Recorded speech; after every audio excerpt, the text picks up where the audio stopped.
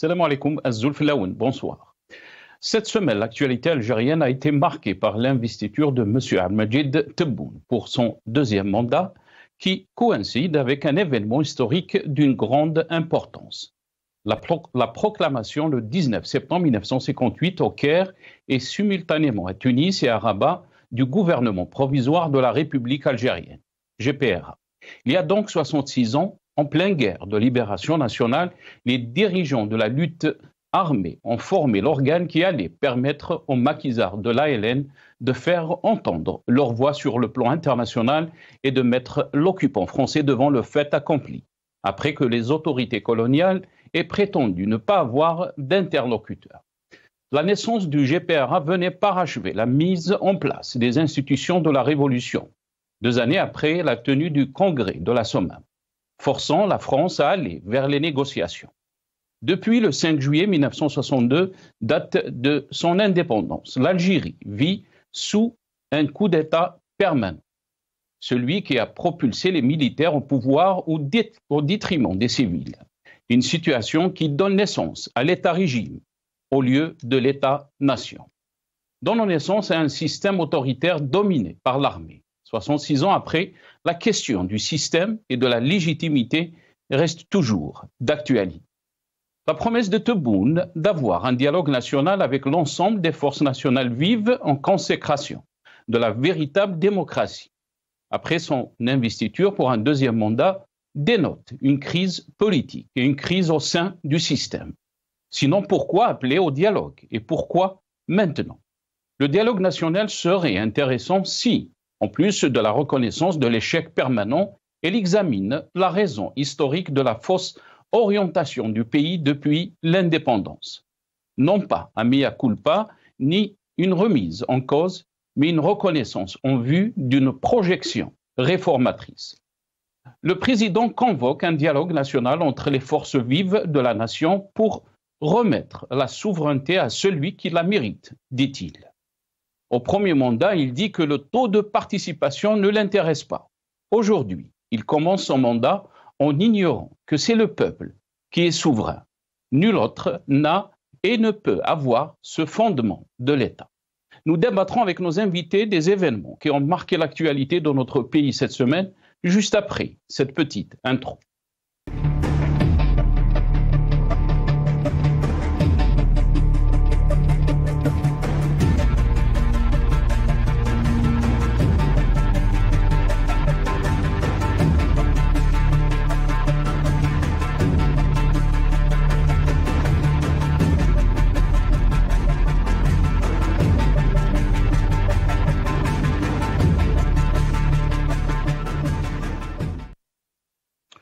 Comme chaque samedi, donc on va revenir sur les événements qui ont marqué l'actualité de notre pays cette semaine. Vous avez suivi donc l'intro, on va se concentrer sur 2 thèmes. On est en train d'ouvrir nos invités. On va se concentrer donc sur 2 thèmes. 66 ans après donc la création du GPRA, la légitimité est toujours d'actualité. Et on va entamer aussi les promesses de Tebboune, son discours pendant donc l'investiture. Tebboune promet un dialogue national. Pourquoi? Maintenant et avec qui? Avec grand plaisir que j'ai avec moi aujourd'hui. Donc, ils vont partager cette émission avec nous. Jamaldine Benchenouf, qui est journaliste, observateur politique, il est avec nous depuis la France via Skype. Si Jamal, marhaba bik, merci beaucoup d'avoir accepté l'invitation. Merci, c'est Nasser. J'aurais voulu que vous commenciez par Ibrahim, comme nous avons l'habitude avec nos fameuses traditions et les droits des naisses. Mais c'est Ibrahim nous pardonnera. On va essayer de régler ça. Je pense qu'on a un petit souci de son avec Jamaldine Benchenouf. On va essayer de régler ça avec nos amis de la régie. Je ne sais pas si vous m'entendez, si Jamel. Est-ce que vous m'entendez, Jamaldine Benchenouf? Moi, je vous entends. Et vous, est-ce que vous m'entendez? Est-ce que vous m'entendez mieux? Ah. On va essayer de régler ça. Jamaldine Benchenouf est avec nous. Grand plaisir aussi de recevoir Brahim Younsi, donc analyste politique, ancien cadre du MDA 82-88. Il est avec nous aussi depuis Paris via Skype. Brahim, marhaba bik. Merci beaucoup d'avoir accepté l'invitation. Merci de m'avoir invité. Et surtout pour ce thème, la question de la légitimité. Je reviendrai sur votre édito tout à l'heure. J'ai quelques critiques à faire. Et je salue si Jamal. Et j'ai vu mon ami Idir Oulouran. Très très bien. Marhaba bik, c'est Brahim. Toujours ouvert aux critiques, bien sûr. On a avec nous aussi, avec grand plaisir, Idir Oulouran, analyste politique. Il est avec nous aussi depuis Paris via Skype. Idir Oulouran, bonsoir. Merci beaucoup d'avoir accepté l'invitation. Bonsoir, M. Djoudi. Merci pour l'invitation. Je n'ai pas le retour de Ibrahim ni de Jamal. Ah. Je n'ai pas de retour son. Voilà, je salue tous celles et ceux qui nous regardent. Très, très bien. En tous les cas, on vous entend très bien. On va essayer de régler ça avec nos amis de la régie. Donc, Idir Oulouran n'a pas de retour. Donc, de Brahim Younsi et de Jamaldine Benchenouf. Je ne sais pas si Jamaldine Benchenouf nous entend bien. Est-ce que vous m'entendez? Est-ce que vous m'entendez? Ah oui, très très bien. Ah, voilà, là on vous entend mieux. Ah, c'est très bien. Merci beaucoup. Marhaba bik, c'est Jamal. On va commencer cette émission, bien sûr, avec le premier titre, Algérie, 66 ans après la création du GPRA, la légitimité toujours d'actualité.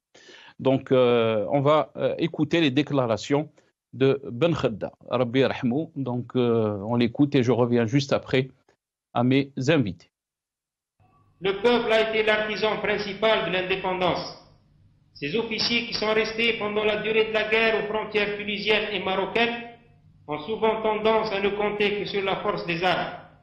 Cette conception dangereuse conduit à sous-estimer le rôle du peuple, voire à le mépriser, et crée le danger de voir naître une féodalité ou une caste militariste. L'armée est au service de la nation, c'est-à-dire qu'elle est sous l'autorité directe et absolue du gouvernement qui exprime la souveraineté nationale. Elle n'est pas la source du pouvoir selon l'idée simpliste qui confond force armée et origine du droit et du pouvoir. Cette origine ne peut être que le peuple. C'est là un principe de base de notre révolution et de toute démocratie.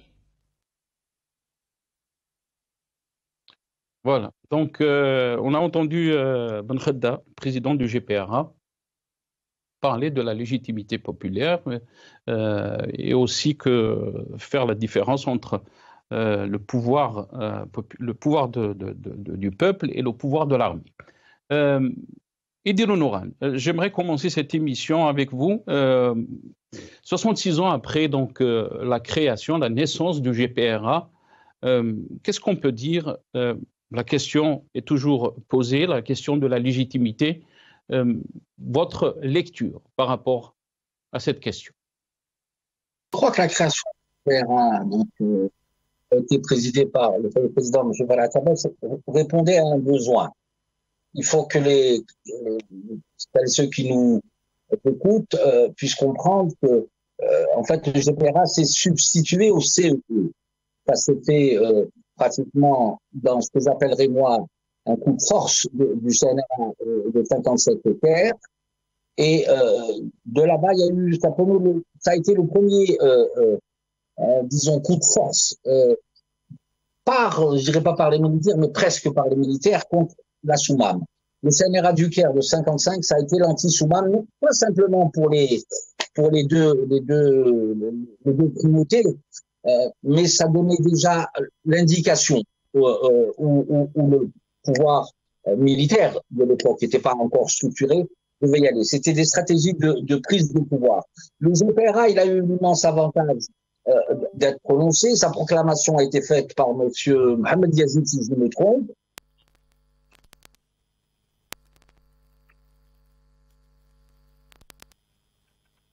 Ministre des Forces armées.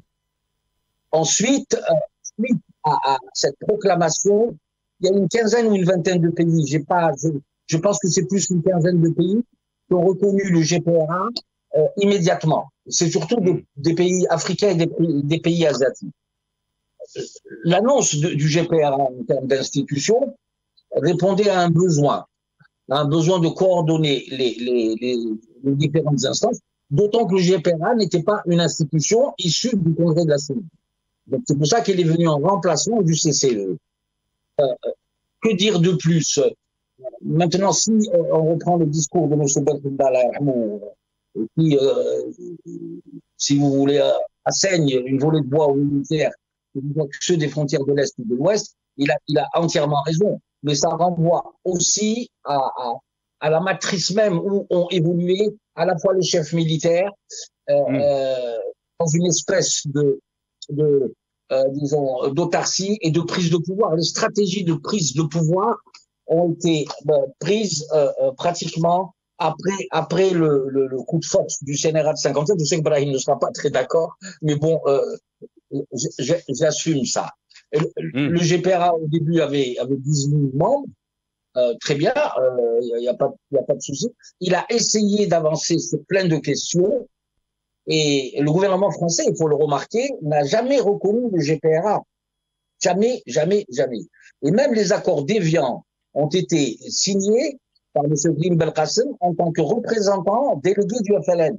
C'était pas le sceau du GPRA.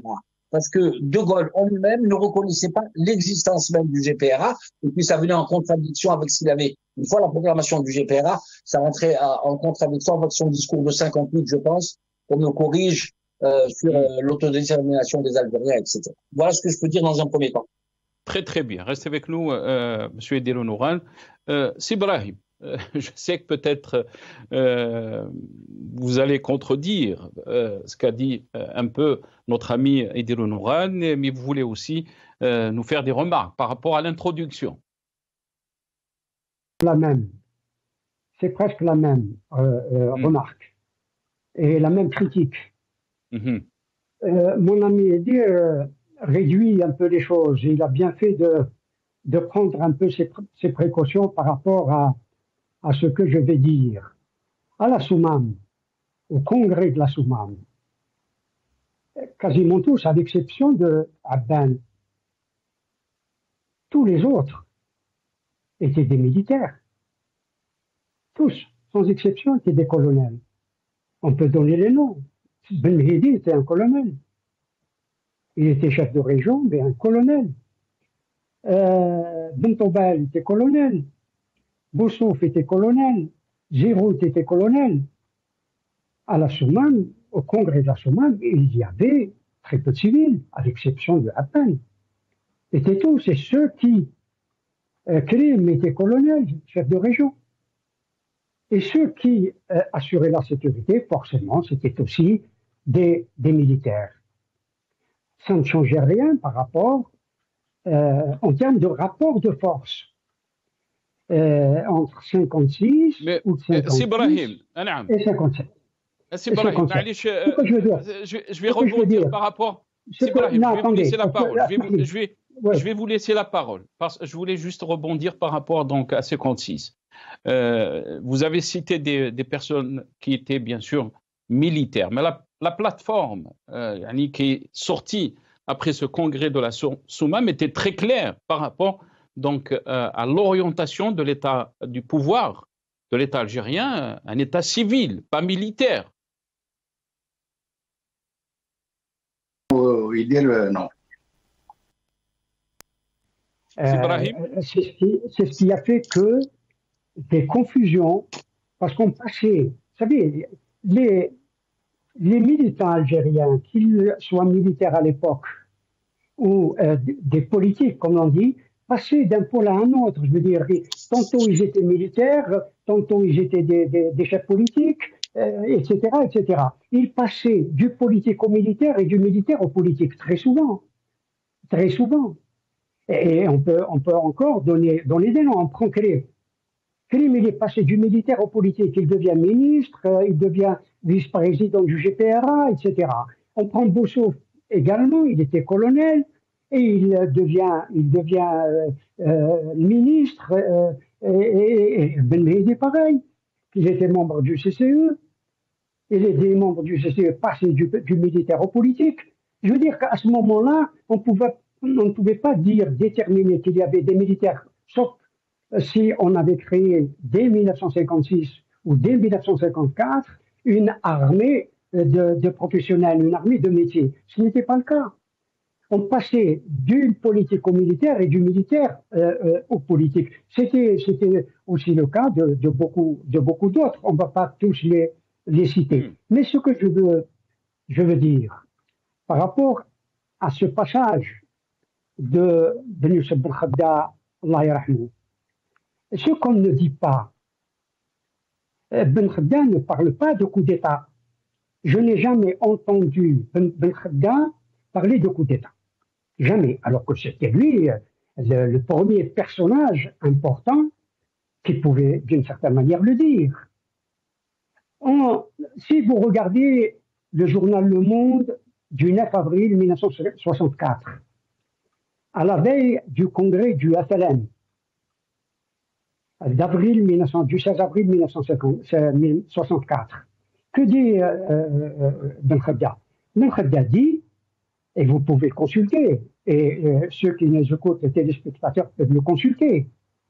Il dit, j'ai transmis mes pouvoirs au bureau politique.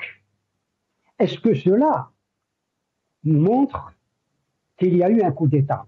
Et je crois que vous ne pouvez pas reprocher à Ben Khadda de ne pas maîtriser la langue française.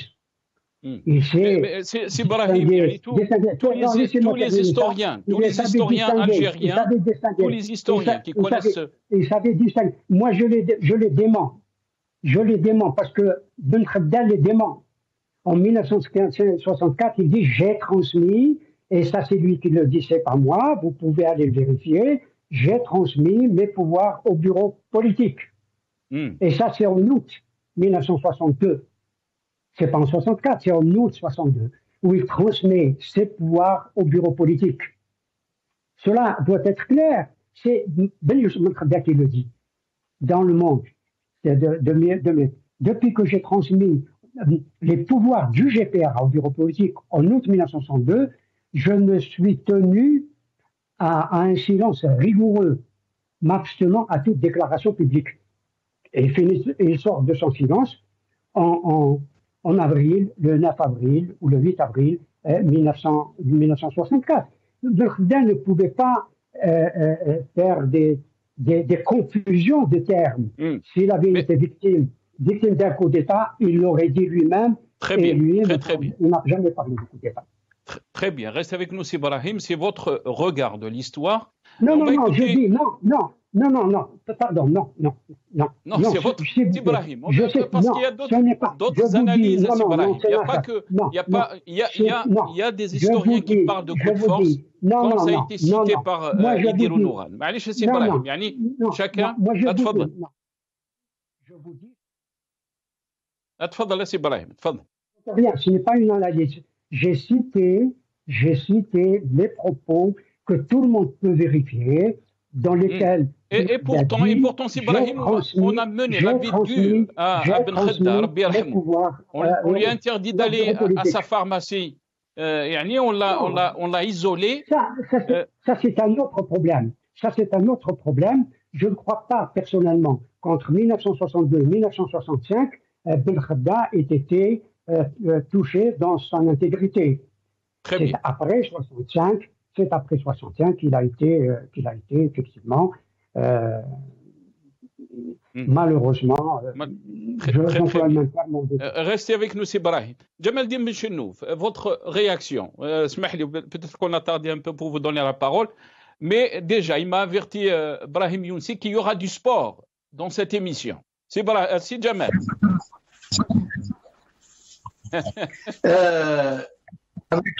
Avec tout l'immense respect que j'ai pour Sebrahim, que tout le monde connaît, Sebrahim que j'ai côtoyé pendant toutes ces années de Maghrébia quand j'ai animé cette émission, je me permets de lui dire, ce n'est pas la première fois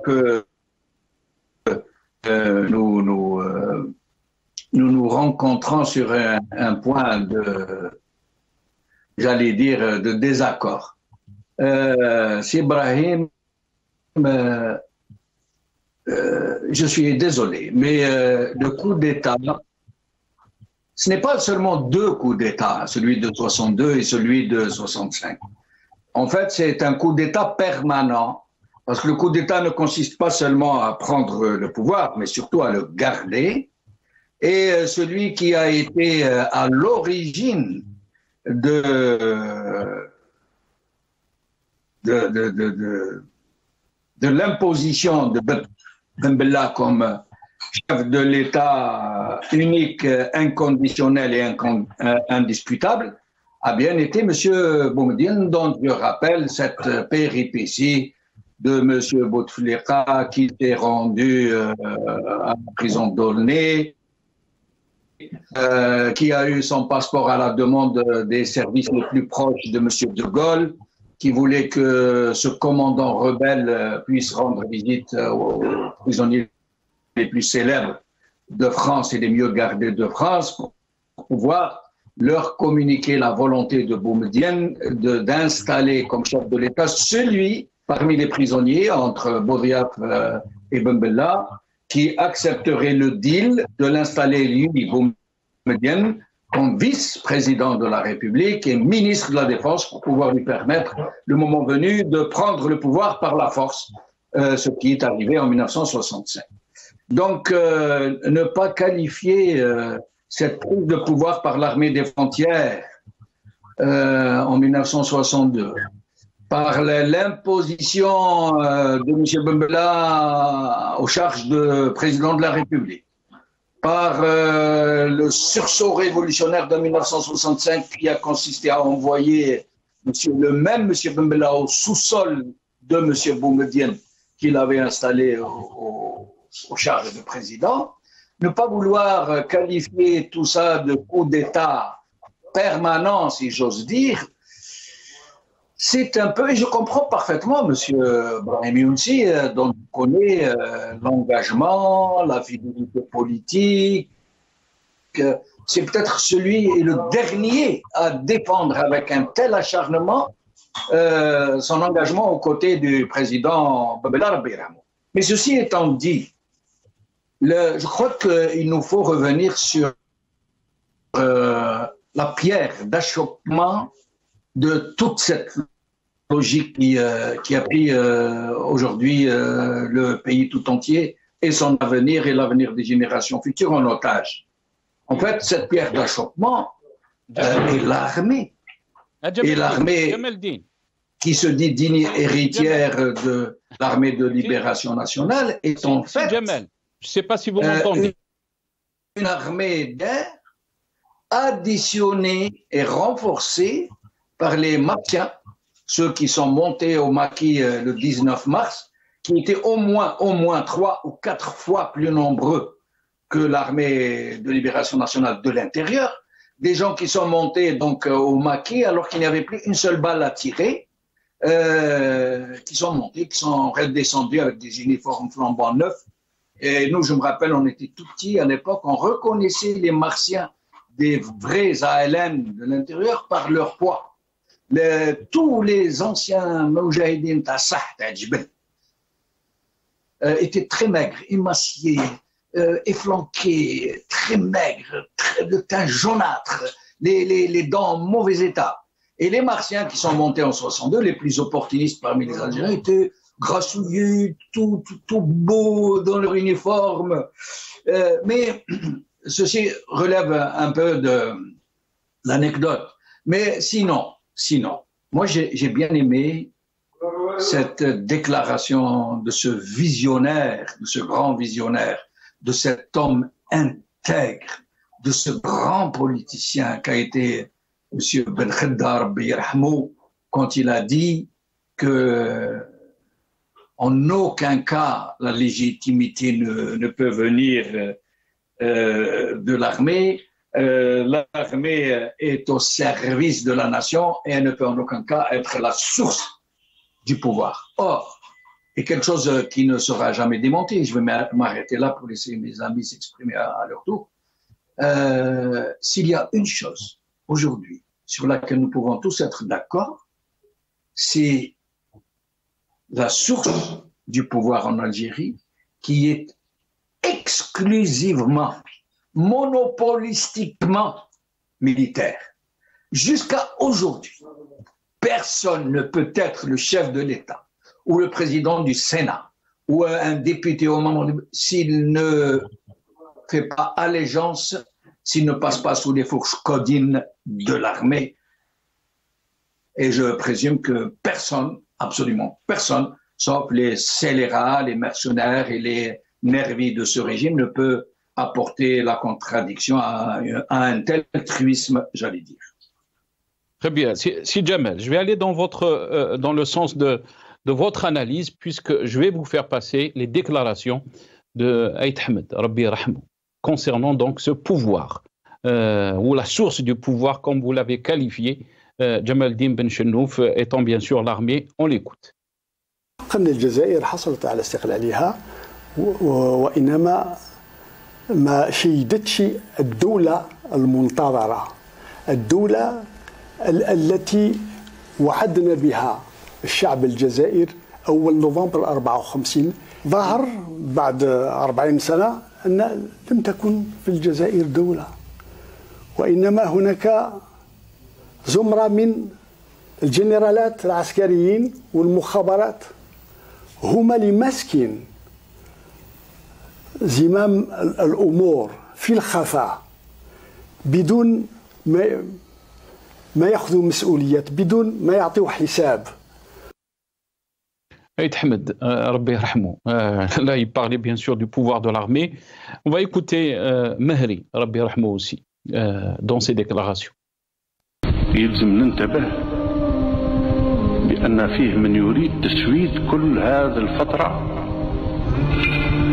لتشكيك الشعب في ثقته بنفسه، لزعزعة ثقة الشعب، لإظهار الاستقلال بأنه كان تقريب خطأ،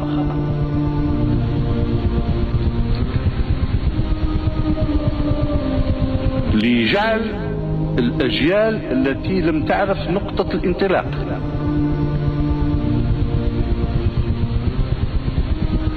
تعتقد أن الخلاص هو خارج الجزائر. خارج الجزائر حضارة وتوجها واقتصادا وثقافة. Idir Nouran, je vous donne la parole. Donc, vous avez entendu Jamal Din Ben Chennouf, mais aussi Brahim Younsi, Aït Ahmed Rabbi Rahmou, qui a clairement donc dit que c'est l'armée qui contrôle le pouvoir ou les généraux. Qu'est-ce que vous pouvez rajouter? Je n'ai pas écouté tout ce qu'a dit Brahim parce que je n'ai pas le bon retour son, mais j'ai pu capter certaines choses. Il faut dire aussi que la Soumam, on a tendance à l'oublier, ne se résume pas uniquement à des résolutions, il y a une plateforme. Et l'avantage de la Soumam, ou son génie de la Soumam, c'est qu'elle a fait passer la révolution algérienne, même pas la révolution, une insurrection armée, en une révolution, parce qu'il y avait un contenu idéologique. Les artisans de la Soumam ont tout évalué, même la relation future dans le cadre de l'indépendance avec la communauté chrétienne, la communauté juive, tout était plus ou moins réglé. Ce qu'il veut dire aussi, et les historiens sont là, l'historien, quand il décrit des faits, il les décrit sur la base d'historiographie ou sur des documents audio ou sur des papiers. Wow, ça rejoint l'historiographie.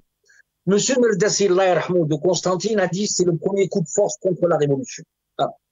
M. Benjamin Sora aussi, et aussi une bonne demi-douzaine d'historiens. Quand on aborde ces questions, même la question de l'EMG, à partir du moment de sa création, n'avait qu'un seul but. Elle ambitionnait un seul choix. C'était prendre le pouvoir. Ça paraît évident. Ce qu'il a lieu de dire aussi, c'est que même à l'époque, le pouvoir en place, ou quand il y a eu la création du MAG, il y a eu des rapports de force, Brahim a raison de le dire. Quand le CNRA a mandaté le GPRA, par exemple. Le rapport de force était pour qui? Pour la négociation. Il est en faveur de l'EMG. Rappelez-vous, M. Boumediene, ce qu'il avait dit sur un des volets de la négociation de Vian. Non, je pense qu'il faut, si on doit aborder ces faits historiques, chacun a ses lectures, il ne doit pas rester dans une espèce d'idéologie. C'est bien de rester dans l'idéologie, mais il faut apprécier ça en termes de lecture historique faite par les historiens. Moi, j'ai un fils historien, donc j'en parle assez souvent avec lui. Il est même arrivé à me dire, et excusez-moi, je parle de mon fils, c'est très rare, c'est que dans l'histoire, il y a un côté subjectif, mais les 95%, ce sont l'étude académique de faits. Donc voilà, c'est tout ce que j'ai à dire. Et cependant, il y a une chose aussi qu'il faut dire aussi, c'est que non seulement je maintiens que le congrès du Caire a été le congrès de l'anti-Soumam, pour preuve la mise en minorité, pas simplement d'Abn Ramdan qui s'est retrouvé rédacteur chef d'El Moudjahid, mais de 3 hommes politiques. Donc fatalement, c'est que derrière, il y a le sens des manœuvres, et on faisait payer, je pense, à Abn Ramdan le fait qu'il ne soit pas dans ce qu'on pourrait appeler l'aristocratie révolutionnaire. C'est-à-dire, c'était un militant de l'Ouest de Shalom-Grid, il avait son parcours, etc. Mais moi, je trouve que si Ben Hedi était resté vivant, je ne pense pas que ça serait passé comme ça. Voilà.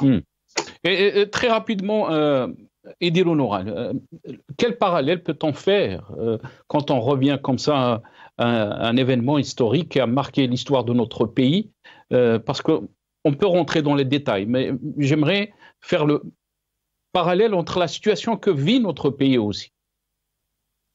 Je vais vous dire une chose, de tous les hommes politiques qu'a connu l'Algérie, ils sont tous issus de la même matrice, du rapport de force. Jamel parlait du coup d'État permanent, je le rejoins, et du rapport de force permanent. Ils sont tous dans l'intrigue. Jamel me comprendra quand je dis l'intrigue qui est allée jusqu'à l'élimination physique des adversaires politiques. C'est-à-dire que l'assassinat politique s'est érigé comme mode de règlement de conflits politiques.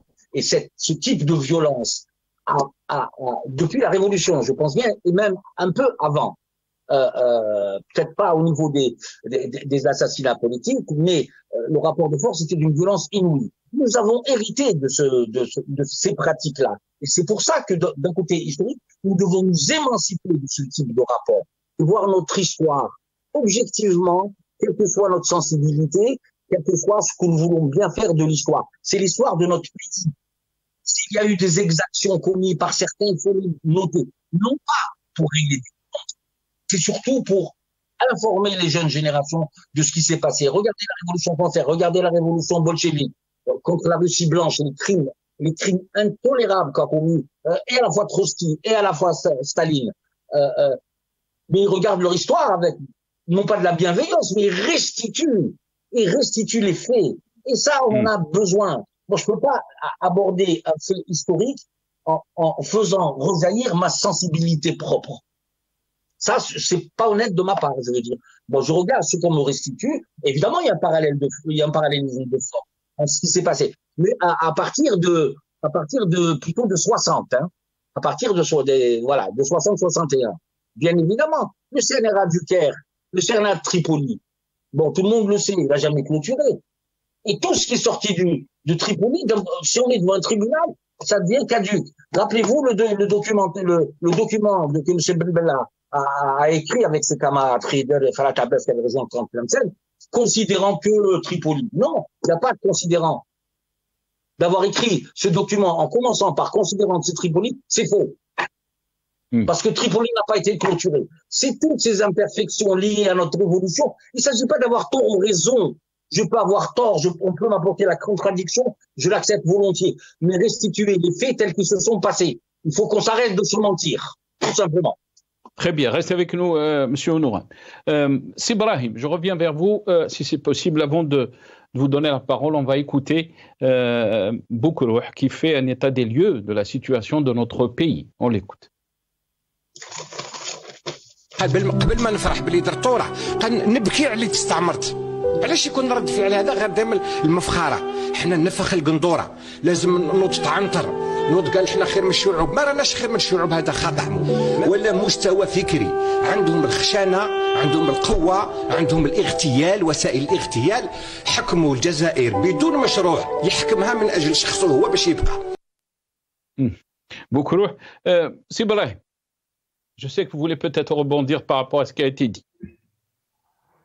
Par qui? Certainement pas, parce qu'il est introduit par beaucoup. Je ne vais pas le commenter, croyez-moi. Non. Je reviens par nos amis Idriss et Sidi Djamel. Absolument, je préfère. D'abord, à Sidi Djamel. Sidi Djamel, je crois que Ben Youssef Ben Khadda, et je sais que tu adores cet homme. Moi, vraiment, je ne l'ai jamais critiqué, dénoncé. Ben Youssef Ben Khadda, jamais de la vie, ça ne peut pas se faire. D'ailleurs, à sa mort, je vais juste au passage vous dire cela. Ben Bella m'appelle personnellement pour m'annoncer la mort de Ben Bella et de me dire de faire un papier dans le Badil. Ce que j'ai fait, je peux le montrer. C'est pas le problème. La personnalité, la mémoire de Ben Youssef Ben Khadda est intouchable. Intouchable. C'est un des hommes les plus réguliers, les plus respectables de la Révolution. Mais c'est un politique aussi. Mais Ben Khadda a eu l'honnêteté de dire en 1964 qu'il avait transmis ses pouvoirs. Au bureau politique après l'accord du 2 août. Parce qu'il a signé l'accord du 2 août 1962. Il n'était pas le seul. Et je vais revenir à Abbas, parce qu'il a été question de Abbas. Abbas, le 9 juillet 1962, déclare au journal Le Monde sur la décision du GPRA, en tout cas de Ben Youssef Ben Khadda, de dissoudre l'EMG. Et le 30 juin, c'est-à-dire la veille du référendum, ça c'est mettre de l'huile sur le feu. Il faut dire les choses telles qu'elles sont. C'était mettre de l'huile sur le feu. Il dissout l'état-major général. Et Abbas lui dit, dans une déclaration au journal Le Monde du 7 juillet 1902, que cette destitution était inopportune. Et il dit que le CNRA, c'est-à-dire qu'il ne donne pas la souveraineté au GPRA, il dit que la souveraineté était entre les mains du CNRA. Pour dissoudre l'état-major, il fallait passer par le CNRA. Ça, c'est des faits. On peut passer aux idées après. Vous faites intervenir Hussein Aït Ahmed, Allah yarhamou. Hussein Aït Ahmed, rappelez-vous, s'il s'agissait d'un coup d'État, il pensait lui-même qu'en juillet ou août, il y avait eu un coup d'État. Parce que tous les événements se sont passés après l'accord du 2 août. Et après que la Wilaya 4 encercle, ferme Alger. Et la bataille entre la Wilaya 4 et les groupes de la Kasbah, les groupes de Youssef Saadi. C'est à ce moment-là que ce qu'on appelle la guerre civile a éclaté. C'est à partir du 27 août, si ma mémoire est bonne, et je ne suis pas historien. Aït Ahmed s'est porté candidat à la constituante. Il a été à la constituante, il y avait un groupe. Il y avait, je le dis, mon ami Mourad Ousdir, qui était député à la constituante. Puis ça s'est posé sur la question, je dirais même à juste raison, que la Constitution n'a pas été élaborée à l'Assemblée constituante. Donc c'était le rôle. Et à ce moment-là, pardonnez-moi, parce que c'est important, il y avait un conflit qui éclatera plus tard entre l'État et le parti. Les gens disent que 62-65 c'était un régime militaire. Moi je dis non, ce n'était pas un régime militaire. 62-65 c'était un régime sous, en principe, l'autorité du parti. le parti était central à ce moment. L'armée ne jouait quasiment pas de rôle. L'armée ne jouait quasiment pas de rôle. C'était le parti et l'État. Et le parti prenait le pas sur l'État. Haider prenait le pas sur Ben Bella. Bien sûr que l'erreur, la faute même, est d'avoir élaboré la Constitution en dehors de l'instance parlementaire, et je n'ai jamais trouvé ce mot qu'on prête à Abbas. Si quelqu'un peut me donner les références, je suis preneur. Je ne l'ai pas trouvé nulle part. On ne constitue pas une constitution dans une salle de cinéma. Je n'ai trouvé cette phrase-là nulle part. J'étais en discussion la semaine dernière avec un ami qui travaille précisément sur cette question-là, m'a dit que c'était lors d'une conférence de presse, mais personne ne dit laquelle. Où est le texte de cette conférence de presse? Il n'y en a pas. Donc, Hussein Ahmed participe aux élections après l'intronisation de Ben Bella au pouvoir. Et il s'en va en septembre 1963 à cause de la Constitution. Le fait que la Constitution n'ait pas été élaborée dans l'enceinte de l'Assemblée constituante, donc c'était le rôle. Voilà les faits tels qu'ils se posaient. Je ne crois pas que même Boudiaf a fini par rejoindre le bureau politique après l'accord du 2 août. Et sans départ du bureau politique, c'est le fait que les listes pour les élections, il n'a pas été mis au courant des listes. Donc, Sibrahim, pour vous, pour ne pas aller trop pour ne pas aller trop dans le détail, parce que c'est une émission, il faut consacrer une émission entière pour cette question. Mais quand il dit, Jamel Dine, que la source du pouvoir en Algérie est l'armée, et ça, pour beaucoup d'observateurs donc, qui suivent la question algérienne, ce problème commence en 62. Très rapidement, c'est vrai. Je suis désolé, je ne suis pas historien, mais je vais à leur rencontre. C'est pas vrai. C'est le parti qui était l'inspirateur. Mohamed Harbi pourrait vous dire, et il le dit d'ailleurs. C'était le parti. C'était un gouvernement par le parti. Très bien. Donc pour vous, le pouvoir, c'est Ibrahim, pour vous, le pouvoir de l'armée a commencé en 65. Oui, le 19 juin 65. Et je vais vous dire, relisez la charte d'Alger. Très bien. Ibrahim, comme ça, on va gagner un peu de temps. L'armée, ou comme on dit aujourd'hui, l'institution militaire, devait être sous l'autorité du gouvernement et qu'elle devait suivre les directives du parti. Très bien. Reste avec nous, Ibrahim. On va donner la parole à Jamel Dine Ben Chennouf. Bien sûr, on veut bien faire le parallèle, si Jamel. Vous avez posé une question qui est très pertinente.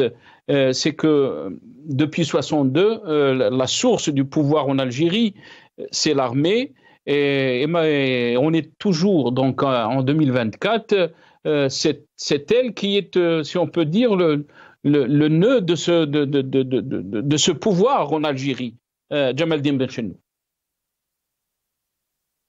Oui, alors d'abord, pour mon ami j'aimerais d'abord répondre à quelque chose qu'il a dit tout à l'heure au sujet de Si Ben Khaddar Biyarhmou, qui n'a en effet jamais, à ma connaissance, qualifié ce pouvoir de putschiste. Il n'a jamais,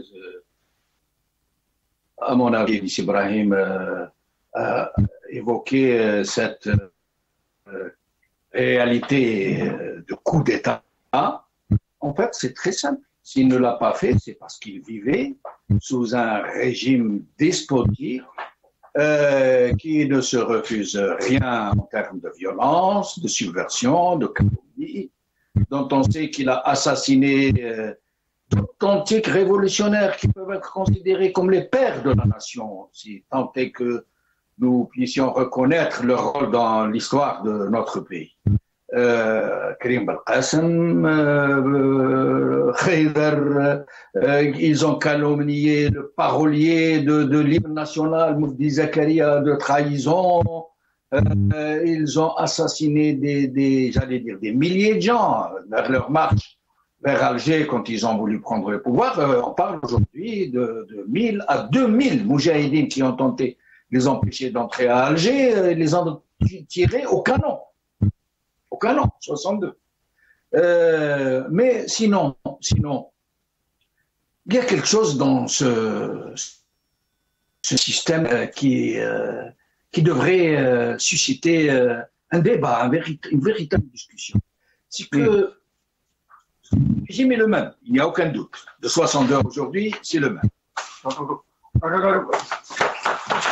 Pardonnez-moi, c'est mon fils qui est un peu agité. C'est pas grave, si Jamel. Le temps de calmer. Très bien, Sid Jamel. C'est pas mission Sid Jamel. On va donner la parole. Vous allez revenir, bien sûr, terminer votre analyse. Mais on va donner la parole à Edir Ounouran. Et bien sûr, là, on va essayer de commencer à traiter notre deuxième thème de l'émission. Donc, si c'est possible, on va commencer à traiter de l'appel ou de la promesse qui a été faite par Ahmed Tebboune par rapport donc à ce dialogue national. Juste après cette petite intro, nos amis de la régie, si c'est possible, juste après l'introduction donc de deuxième sujet.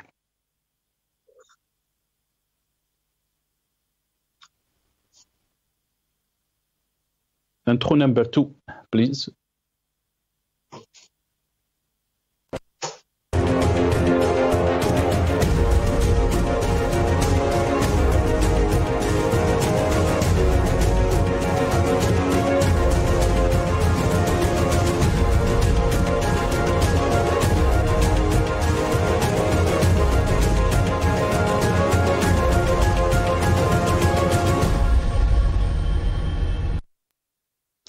On va écouter donc les déclarations d'Ahmed Tebboune par rapport donc à ces déclarations par rapport à ce dialogue national. داخل والخارج شافوا أن الحملة الانتخابية كانت حملة نظيفة جدا. الفرسان الثلاثة كانوا في المستوى وأعطوا صورة مشرفة جدا للجزائر وللديمقراطية في الجزائر، وأتمنى إن شاء الله أن تكون قدوة الناس آخرين بحول الله.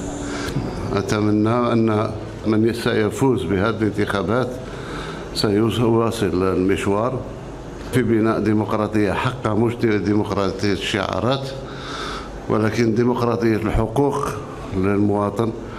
وانتم تشاهدوا العالم يشهد أن الجزائري يوميا يوم بعد يوم يزيد يكتسب حقوق أخرى إن شاء الله حتى نلبي له كل طلباته وكل رغباته. شكرا لكم.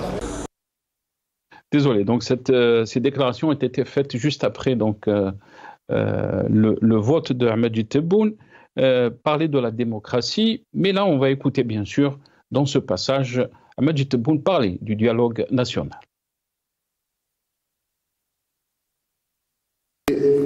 اتصالات كثيفة واستشارات مع كل طاقات الحية للوطن، السياسية منها والاقتصادية والشبانية، أن ندخل في حوار وطني مفتوح لنخطط معا المسيرة التي ستنتهجها بلادنا فيما يخص تجسيد الديمقراطية الحقة. حتى الجزائريين اللي كانوا مغلطين هم يرجعوا للوطن الأم ويرجعوا كذا، الناس اللي كانوا غالطين.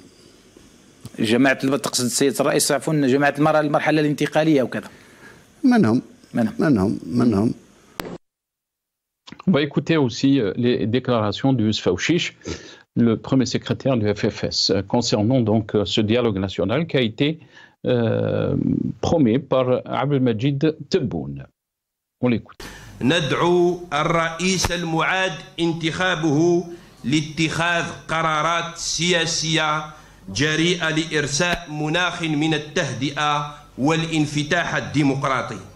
هذا الجهد ضروري لتقوية البلاد في مواجهة التحديات الكبرى التي يجب أن نتغلب عليها بصفة جماعية. ندعوه إلى إصدار عفو رئاسي عن المعتقلين السياسيين وسجناء الرأي، كما نأمل أن يستخدم صلاحياته لإلغاء المادة 87 مكرر من قانون العقوبات ووضع حد للإفراط في تجريم العمل السياسي والحقوقي، وكذلك فتح المجالين السياسي والإعلامي، مع إلغاء كل القوانين التي تعرقل الحريات وتمس بالحقوق. وفي هذا الصدد نرحب بالتزام الرئيس المعاد انتخابه في خطاب تنصيبه بفتح حوار وطني لترسيخ الديمقراطية ودولة القانون. Donc, Youssef Aouchiche qui parle des conditions donc, de ce dialogue national, la libération des détenus, l'apaisement ou l'ouverture du champ politique et médiatique. Idirou Nouran, je commence avec vous cette question. Donc, Al-Majid Tebboune qui parle donc d'un dialogue national ouvert sera lancé donc d'après lui, qui permettra de baliser l'ensemble chemin qu'empruntera notre pays en matière de consécration de la véritable démocratie, non pas celle des slogans, mais celle qui donne la souveraineté à ceux qui la méritent, d'après lui, Idirou Nouran. Monsieur Doudi, j'ai pas l'habitude, mais je suis obligé de revenir sur quelque chose. Par rapport à l'armée, j'aurais clôturé parce que c'est quelque chose qui me tient à cœur.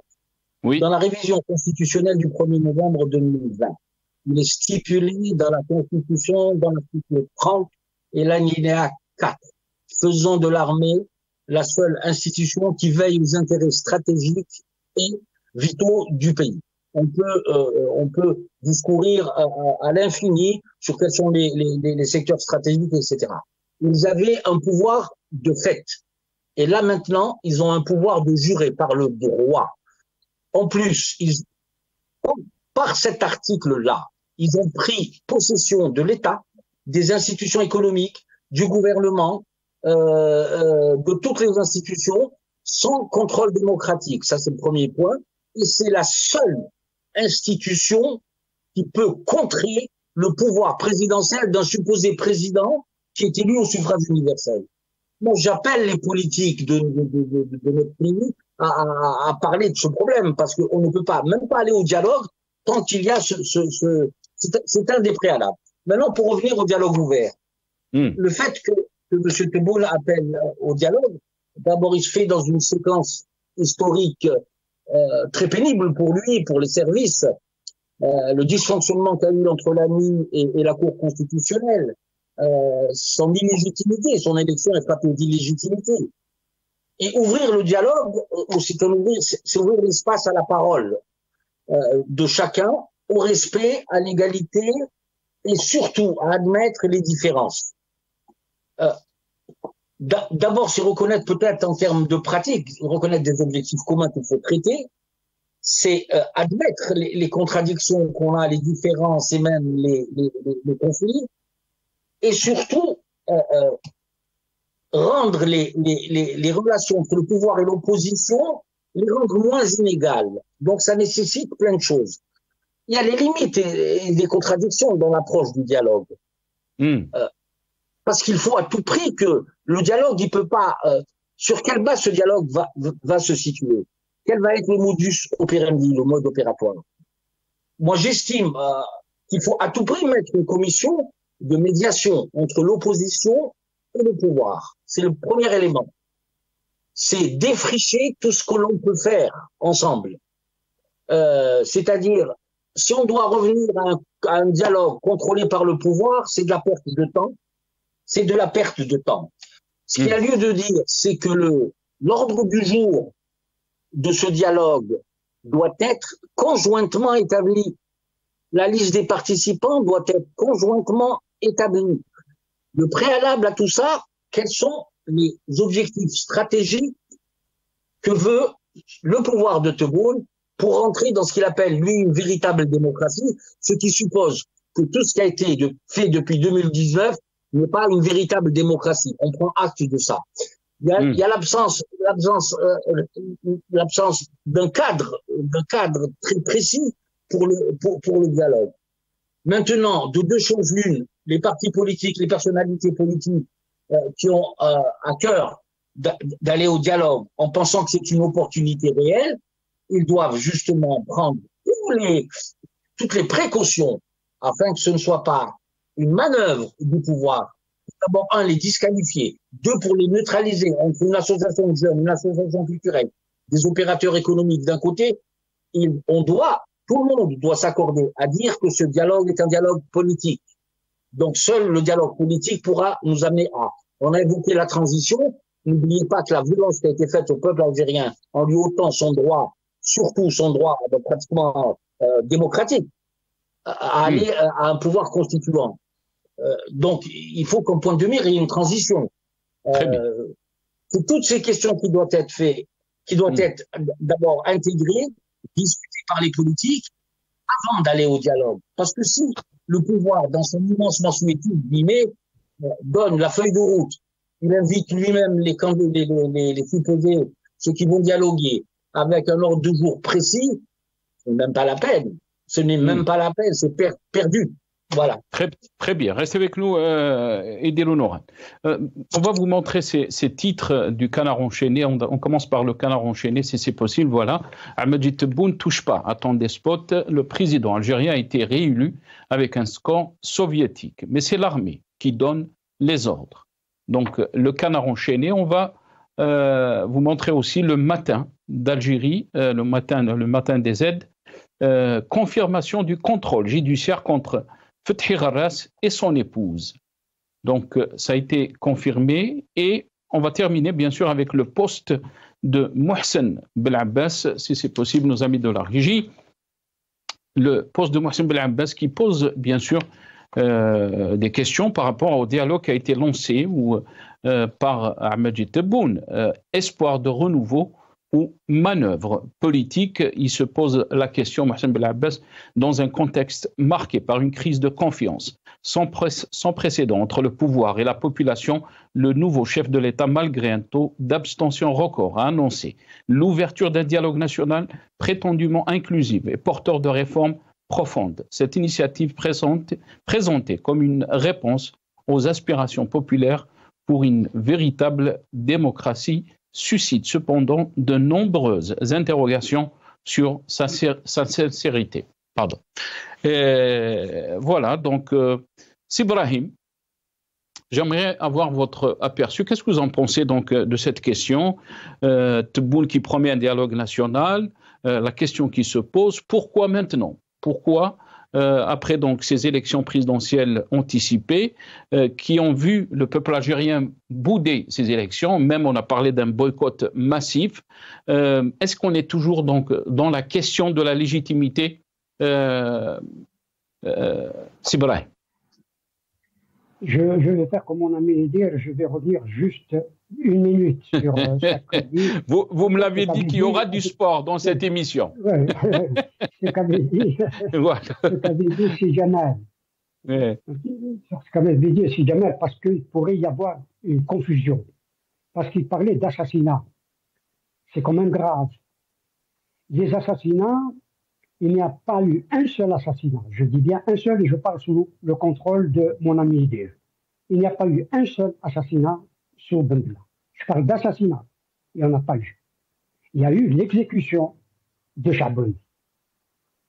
Et vous savez pour quelle raison Ben Bella n'était pas intervenu pour sauver sa tête. Cela est vrai et il s'est expliqué.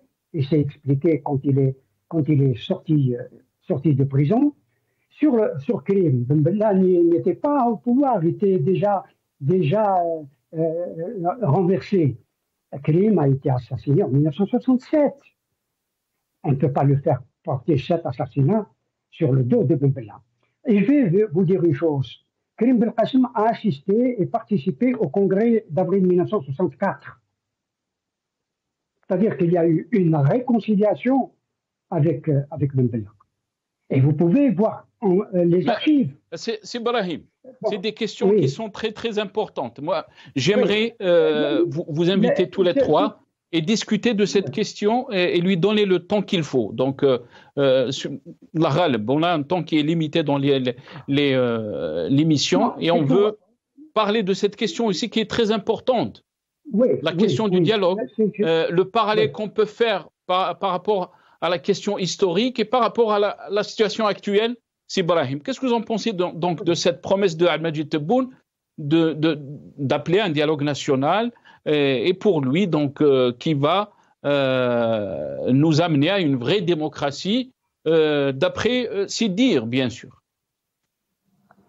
Je ne sais pas ce qu'il entend par dialogue national. Qu'est-ce qu'il entend par là? Et qu'est-ce qu'il met dans le national? Pour le moment, l'impression que j'ai, c'est qu'il veut dialoguer, en tout cas rien n'est clair, tout est flou, dialoguer avec ce qui existe, avec les partis qui sont agréés, avec les associations qui sont agréées, mais pas avec ceux qui constituent, pardonnez-moi de le dire comme ça, qui forment l'opposition réelle. Et cette opposition réelle, il y en a bien sûr sur le territoire, et celle qui est sur le territoire et qui est l'opposition réelle, elle est en prison, en résidence surveillée, en tout cas, elle est réprimée et opprimée. On ne va pas donner les noms. Il y en a beaucoup. Donc, est-ce qu'il va négocier avec l'opposition réelle, comme dit, je vais mettre une démocratie véritable, sans dire ce qu'ils entendent par là? Il y a une opposition réelle à l'intérieur qui est réprimée, emprisonnée, et une opposition réelle qui est à l'extérieur. Toute la question se pose là. Et puis, la question de la légitimité qui se pose, parce qu'il se pose une question de la légitimité. Et pour moi, singulièrement, depuis le 19 juin 1965, se pose une question de légitimité. Parce que la légitimité, même si mon ami Idir récuse le programme de Tripoli, il n'en demeure pas moins que le programme de Tripoli a été voté à l'unanimité, y compris par M. Benissou Ben Khadda. Tout le monde, Aït Ahmed, Boudiaf, etc., tous ceux qui se sont opposés à Ben Bella ont voté le programme de Tripoli. C'est une réalité. Donc il faut absolument que cette question du dialogue soit clarifiée et ce dialogue ne doit pas intervenir à la fin de ce qu'on appelle le mandat de Tebboune. Il faut absolument que dans l'année qui vient, la question du dialogue doit être clarifiée par le pouvoir lui-même pour dire qui sont les interlocuteurs et de quoi allons-nous, enfin, Très bien. Allait-il discuter? Très bien. Qu'est-ce qu'il y a à négocier? Très très bien. Restez avec nous, c'est Ibrahim. Jamaldine Benchenouf, je pense qu'il est avec nous. On l'a perdu un petit moment. C'est Jamal, est-ce que vous m'entendez? Oui, je vous entends. Jamaldine Benchenouf. Jamaldine, est-ce que vous m'entendez? Il y a un petit souci de son. On va essayer de régler ça, si c'est possible. Mais je vais revenir vers Idir Nouran. Donc, bien sûr, il y a eu des réactions par rapport à ces déclarations de Abdelmajid Tebboune, qui a parlé de dialogue national. Le RCD a réagi, le PT aussi. Pour le RCD, qui n'a pas présenté donc de candidat à ces élections, il va de soi que les décisions urgentes à prendre seront des mesures d'apaisement, d'après lui, donc par rapport à ce dialogue annoncé par Majid Tebboune avec l'ouverture des champs politiques et médiatiques et la libération des détenus d'opinion et politiques. Donc, a déclaré M. Athman Maazouz. Pour Louisa Hanoun, le parti de Louisa Hanoun, même si les questions politiques sont du ressort des acteurs politiques, considérant qu'il s'agit d'une question fondamentale, nous pensons que ce dialogue doit inclure l'ensemble du peuple algérien sans exclusion, ni exclusive, dans un débat national libre et démocratique, afin qu'il puisse définir lui-même, à l'issue du débat, la forme et le contenu des institutions et instruments dont il a besoin pour exercer sa souveraineté pleine et entière, a déclaré donc Louisa Hanoun. Idirounoua. Bon, quand on écoute certains commentaires ou certaines déclarations de certains leaders politiques, on est en droit de se poser beaucoup de questions. La question primordiale, c'est de se dire cette proposition qui est faite dans une atmosphère un peu chrysogène, et comme je le dis souvent, c'est une crise de la nation, c'est une crise des institutions, c'est une crise démocratique, c'est une crise d'alternance au pouvoir, c'est toutes ces crises-là. Le fait de dire et d'ouvrir tous ces débats à l'intérieur des terres, dans toutes les villes, avec la jeunesse et ce qu'on appelle un peu les forces sociales indépendantes, oui, pourquoi pas. Mais dans ce cas-là, comme je dis souvent, c'est d'abord quel va être le cadre de ce dialogue, quel va être son cadre, son périmètre. Est-ce que ça va dépendre exclusivement de l'offre du pouvoir? Je m'excuse. Juste, j'aimerais vous poser cette question. Pourquoi, d'après vous, qu'est-ce que cela dénote, d'après vous, ou nous renseigne, Idirou Nouran, cet appel d'Ahmedjid Tebboune qui a été fait pendant son investiture. Donc, il a appelé à ce dialogue juste après ces élections. Qu'est-ce que cet appel nous renseigne, d'après vous, Idirou Nouran? Tout est possible. Sur cet appel qui a été fait dans la foulée de sa mauvaise élection, ça paraît évident. Il veut reprendre la main politiquement parce qu'il y a eu un fiasco. Il y a un fiasco dans le déroulé des élections, il y a un fiasco pour le taux de participation. 4 Algériens sur 5 ou 8 Algériens sur 10 n'ont pas été votés. Donc c'est véritablement d'abord ce dysfonctionnement atteint et décrédibilise à la fois les services de l'État, à la fois l'état-major, et à la fois M. Tebboune à titre personnel. Il n'avait que cette bouée-là, que cette amorce-là pour, disons, rentrer dans une dynamique. Mais moi, je suis intimement convaincu que l'une des raisons majeures, c'est de donner un peu d'éclat à ce dialogue et surtout neutraliser ce qui reste d'opposition et de société civile. C'est pour les neutraliser et les diluer. C'est pour ça que j'ai dit tout à l'heure, il y a des préalables que l'opposition doit absolument exprimer, à savoir l'ordre du jour conjointement établi, la liste des invités conjointement établie, la forme que va prendre le dialogue, combien va durer le dialogue, parce que le dialogue ouvert, il n'y a pas de limite. Est-ce qu'à la fin du dialogue, ce sera une conférence qui sera délibérante ou pas? Est-ce qu'il faudra associer dès le début l'armée dans le cadre de ces négociations? Il faut évaluer toutes ces questions-là et évaluer la pertinence de leur possibilité d'être acceptées par le pouvoir. Parce que si c'est pour faire un dialogue et à la fin on ramène les rebelles, comme on dit chez nous, ça n'a aucun sens et aucun intérêt. Et le deuxième point, c'est que peut-être au sein de l'armée, au sein du commandement militaire de l'armée en règle générale, ils ont fait une analyse fine en disant que peut-être que le système est tellement essoufflé qu'il faut à tout prix ouvrir. Et peut-être aussi que nous avons eu des pressions de l'étranger. Bon, je mets de côté le côté français, États-Unis, bon, on n'a pas d'ingérence, etc. Je suis intimement convaincu qu'il y a eu des notes qui sont arrivées au niveau de notre intelligence, c'est-à-dire au niveau de nos services, parce qu'ils sont là, ils nous scrutent, ils nous observent, et pour d'infinies raisons. C'est pour ça que si on ne met pas à l'ordre du jour concret, à savoir régler, la question démocratique, la question de la représentativité politique, la question nationale, la crise des institutions, comme l'a dit M. Mazouz, la libération des détenus, ça c'était un préalable absolument nécessaire. Absolument nécessaire. Donc c'est de ce côté-là qu'il faudra chercher.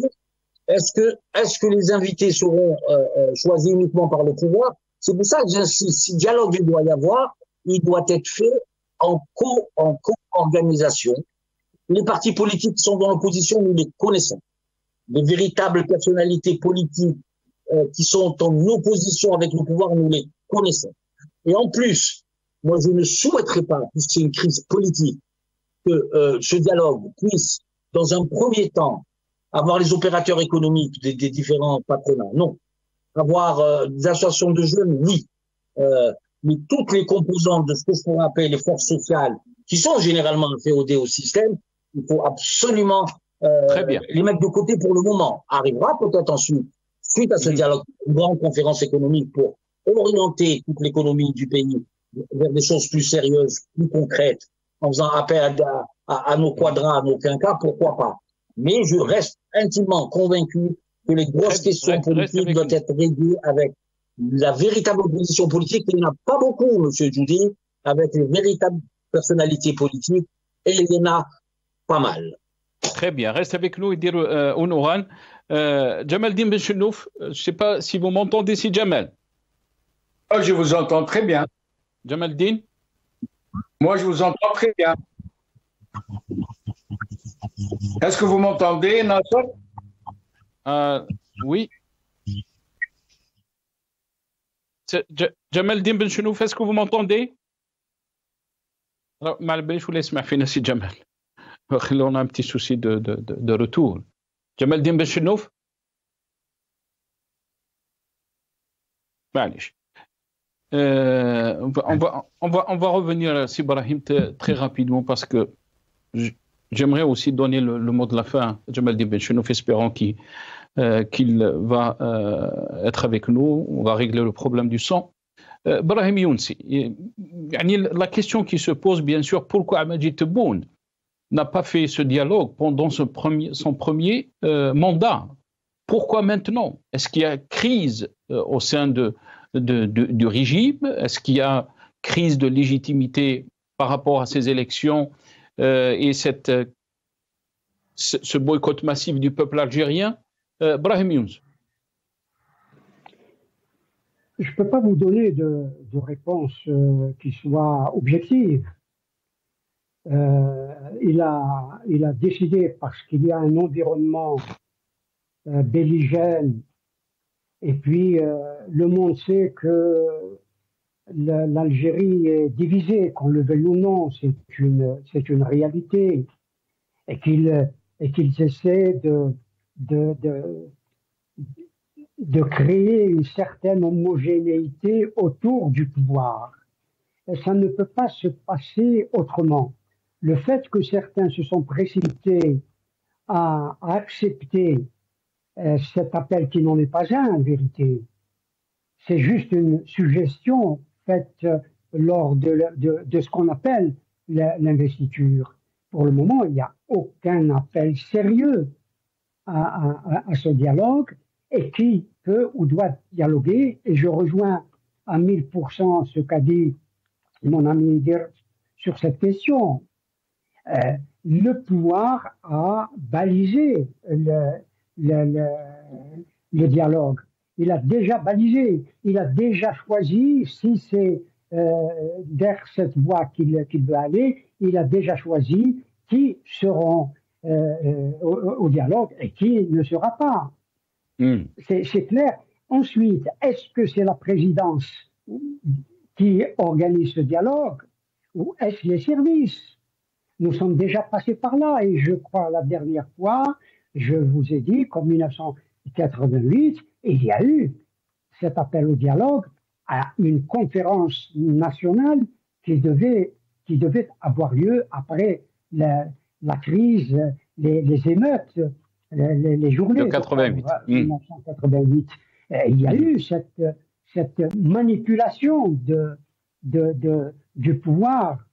Et puis, bien entendu, la Constitution, entre guillemets, a été faite. L'article 40 a donné la possibilité à des partis de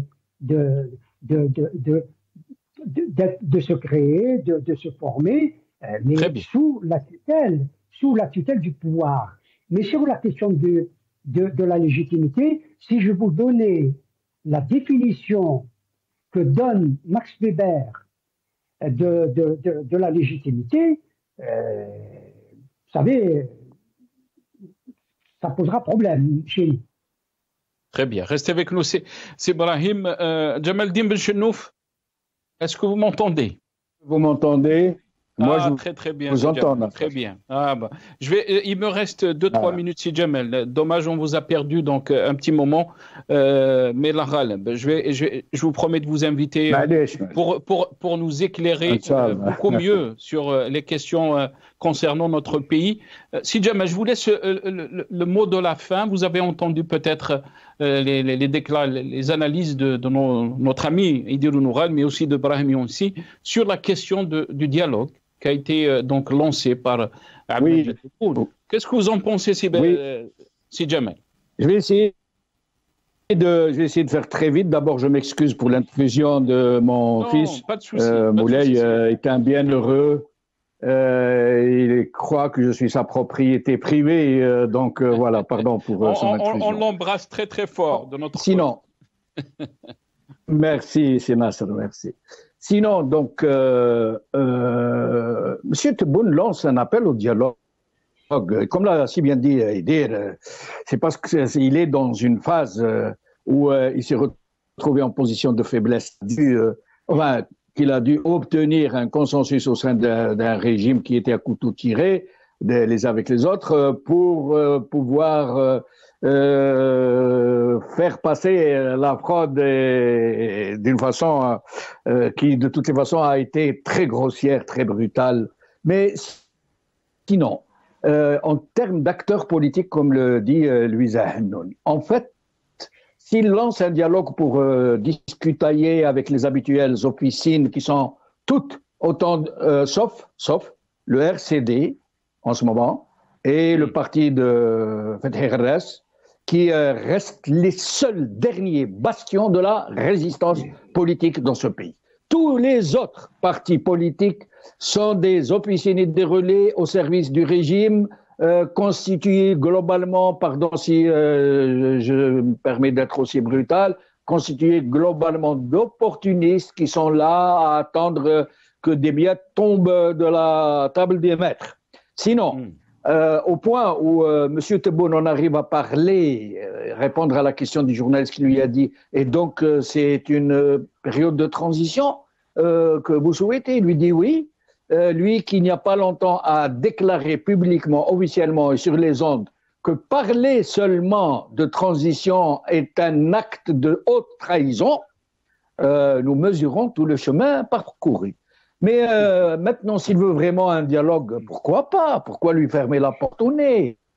L'Algérie n'a jamais eu un système légitime, un pouvoir légitime depuis son indépendance, donc lui ou un autre, sauf que s'il veut vraiment aller vers le dialogue, c'est très simple, qu'il commence par abroger l'article 87 bis, à libérer tous les prisonniers politiques sans aucune exception, avec les excuses du pouvoir, non pas de la nation, du pouvoir, et une indemnisation conséquente. Ensuite, engager le dialogue de façon à faire émerger de véritables représentants du peuple, qui ne doivent être ni dans les actuelles institutions, ni dans les actuels partis politiques, ni dans quelques relais qui soient. Ils doivent être construits autour de ces détenus politiques et de ces détenus d'opinion, de hiératistes, de gens qui pourraient demain faire émerger en leur sein de véritables représentants, et alors, marhaba bil dialogue. Merci beaucoup, Sid Jamal. Juste donc, vous annoncez cette nouvelle. Je ne sais pas si vous allez être déçus, ou peut-être on aura du chemin à faire par rapport donc à cet appel de Ahmed Tebboune pour un dialogue national. Confirmation donc du contrôle judiciaire contre Fethi Gharas et son épouse. Merci Jamaldine Ben Chennouf, merci Brahim Younsi. Merci beaucoup à M. Idir Ounouran qui était avec nous depuis Paris. Merci à vous, chers téléspectateurs, d'avoir suivi cette émission. Ya'atikum saha. Salim Salhi va suivre cette émission. Je m'excuse, j'ai dépassé un peu le temps de mon émission. Voilà.